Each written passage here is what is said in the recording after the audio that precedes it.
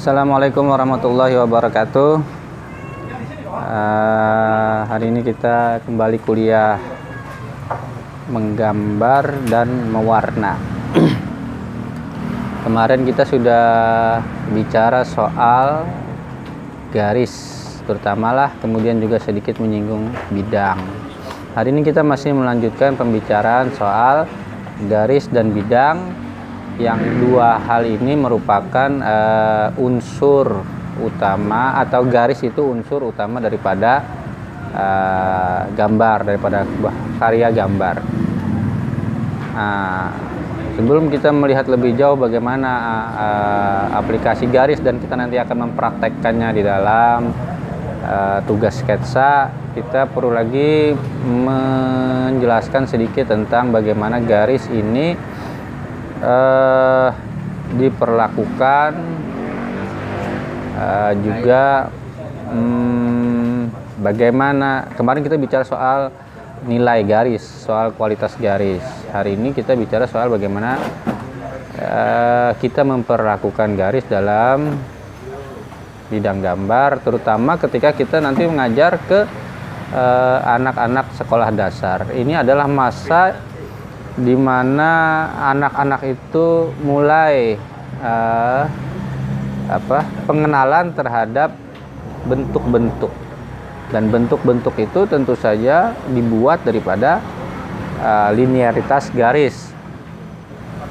Biasanya anak-anak di bawah usia sekolah dasar dalam garisnya mereka lebih bebas. Maka tidak heran ketika kita melihat misal anak-anak usia usia pra taman kanak-kanak atau sampai ke masa taman kanak-kanak, itu biasanya pra taman kanak-kanak lah, biasanya mereka senang mencoret-coret. Ini hal yang umum, terutama ketika orang tuanya cukup toleran, memberikan peluang, kesempatan kepada anak-anak, baik itu dengan memberikan buku gambar atau membiarkan dinding rumah mereka penuh dengan coretan. Tapi itu adalah memang masa-masa eksplorasi. Nanti di masa taman kanak-kanak mereka sudah mulai dikenalkan dengan bentuk lah biasanya.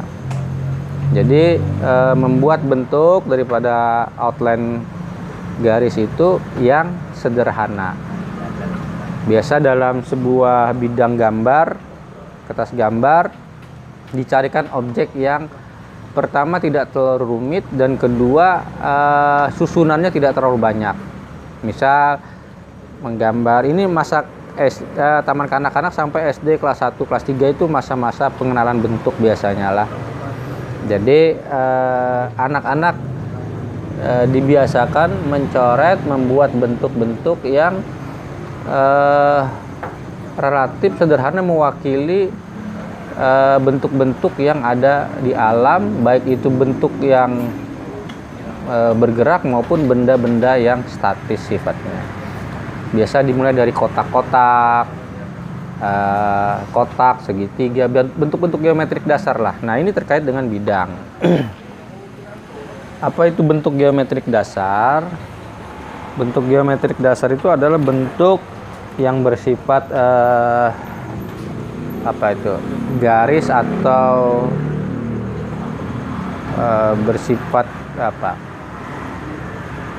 bersifat terukur dalam satu bidang tertentu, yang itu merupakan bentuk alamiah yang ada di alam. Bentuk-bentuk yang ada di alam itu jika disederhanakan biasanya akan menjadi beberapa kotak, segi empat, segitiga, bentuk bulat, bundar, terus kemudian setengah lingkaran, dan bentuk acak. Biasanya seperti inilah. Dari bentuk kotak kita bisa nanti jadi bangunan dan seterusnya, seperti itulah. Kalau ini bisa jadi kayak atap rumah, atau ini gunung, caping, itu dasarnya dari sini. Lingkaran, matahari, bulat penuh, ban motor, mobil dan seterusnya. Setengah lingkaran, matahari terbenam dan seterusnya. atau bentuk-bentuk seperti caping dan seterusnya itu atap rumah tradisional, bangunan tertentu, dan bentuk pohon biasanya menjadi bentuk acak semacam ini. Nah, jadi ini ada 5 bentuk geometrik dasar yang merupakan penyederhanaan dari bentuk-bentuk yang ada di alam.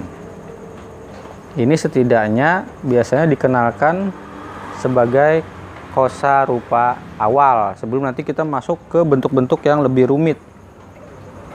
Karena dari sini kan bisa jadi anggota tubuh manusia lah. Nah, ini dari sini. Kepala itu dari lingkaran, misal seperti itu. Dan seterusnya semacam itu.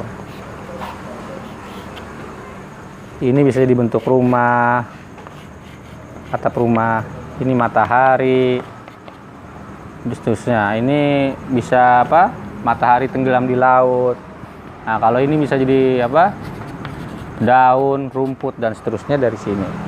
Nah, jadi paling tidak bentuk-bentuk geometrik dasar ini kita biasakan untuk anak-anak terutama yang dari TK sampai kelas 3 SD lah, kelas 1, 2 itulah. Nanti baru akan masuk lagi ke bentuk-bentuk yang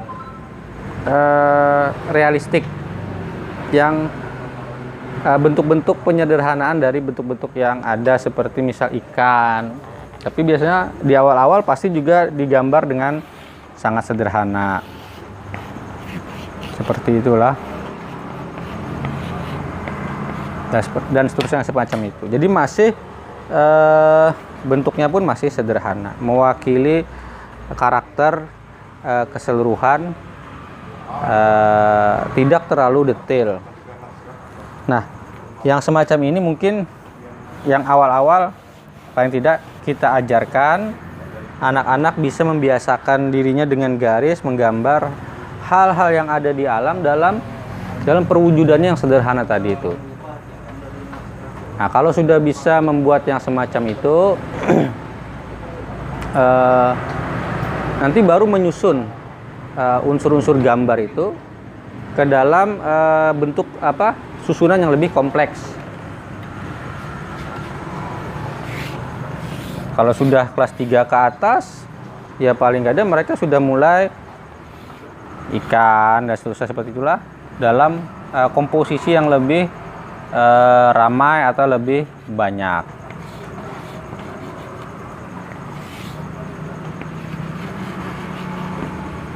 Nah, ini sudah mulai bentuk yang agak kompleks, sampai nanti lebih kompleks lagi dengan memberikan detail-detail dan seterusnya. Secara umum seperti itu, walaupun ada anak-anak yang memiliki bakat secara visual, dia punya perhatian lebih intens sehingga mampu menggambar detail itu dalam usia yang mungkin lebih dini dari rata-rata kawan-kawannya. Nah, kalau sudah mampu menguasai yang demikian, kemudian yang kita sarankan adalah kemudian bagaimana mereka membagi bidang gambar.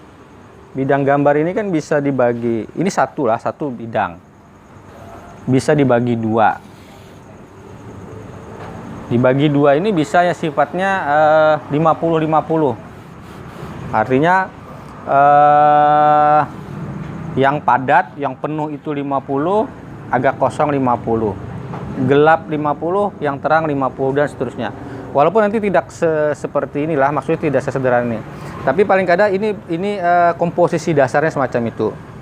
Ada yang membagi ruang itu atau bidang itu menjadi 1/4. 4 bidang yang besar dan 1 bidang yang agak kecil. Mungkin ini yang lebih gelap, ini terang, atau sebaliknya ini terang, ini gelap, ini padat, ini kosong, atau ini padat, ini yang kosong. Ada juga yang komposisi bidangnya 2/3 biasanya. Nah, seperti ini bisa juga. Nah, ini bisa secara dinamis nanti dimainkan ketika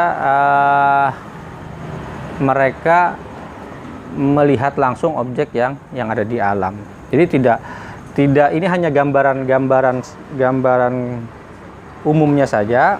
Pada kenyataannya nanti kan bisa orang gambar itu misal semacam ini,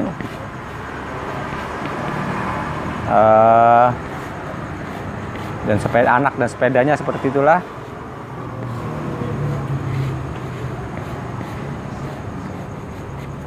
Nah, ini sebenarnya kan juga 50-50 bidang kosongnya yang dan 50% yang penuh yang digambar. Bisa seperti itu dalam kenyataan prakteknya. Jadi bagaimana kemudian memperlakukan bidang gambar itu membagi keruangannya. Bidang-bidang itu adalah objek-objek atau unsur gambar yang bersifat geometrik tadi, baik itu nanti menjadi bentuk manusia atau menjadi bentuk hewan atau menjadi bentuk tumbuhan, yang kemudian disusun secara bisa dengan satu susunan yang terencana. Tapi bisa juga mereka kalau yang usia-usia masih cukup dini itu ya dibebaskan dulu, nanti baru kemudian dilatih untuk melihat, menganalisa secara sederhana lah, bukan dengan penjelasan yang cukup rumit, tapi mungkin bisa dijelaskan secara sederhana bagaimana ruang dalam bidang gambar mereka. Nah, itu mungkin hal yang cukup penting. Nah, bagi kita sebagai guru, memahami hal yang demikian adalah hal yang penting nanti bagaimana kita menganalisa gambar murid kita, atau bagaimana kita menjelaskan kepada mereka aplikasi daripada garis dan bidang ini di dalam bidang gambar. Secara praktek ini tentu juga tidak sesederhana yang dibayangkan, karena ketika kita membuat gambar kadang-kadang perencanaan, bentuk-bentuk perencanaan semacam ini juga hampir-hampirlah ketika orang berekspresi itu tidak teraplikasikan secara sengaja. Biasanya nanti sesudah menggambar baru kemudian bisa dilihat ketika akan menyelesaikan mana lagi bidang yang akan diisi seperti itu. Nah, itu baru tapi ketika kita gambar di awal mestinya kita membebaskan saja dulu. Jadi apa yang tampak di depan mata kita itu coba kita rekam, coba kita amati dulu secara seksama, mana objek-objek yang akan kita gambar, kita seleksi, bagaimana nanti penempatannya di dalam bidang gambar di atas kertas,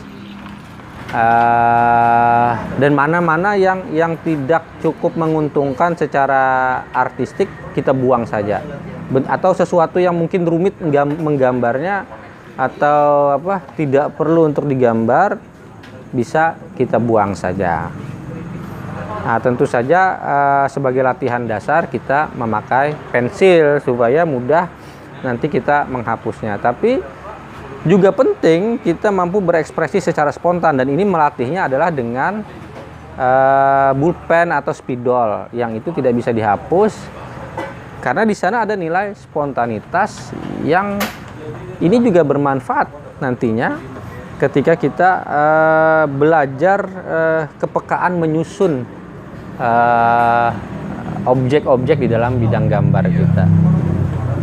Sampai di sini dulu, saya kira mudah-mudahan bisa dipahami bagaimana aplikasi garis ini, aplikasi garis dan bidang di dalam media gambar kita, atau di atas kertas, atau di atas kanvas, di atas bidang gambar, atau di atas bidang gambar yang lain. Misal yang secara kreatif bisa kita terapkan juga, misal kepada bentuk-bentuk yang lebih bentuk-bentuk aplikatif, seperti misal menggambar di atas drum lah, atau menggambar di atas di permukaan bidang celengan, atau di mana saja yang memiliki permukaan kasar maupun halus,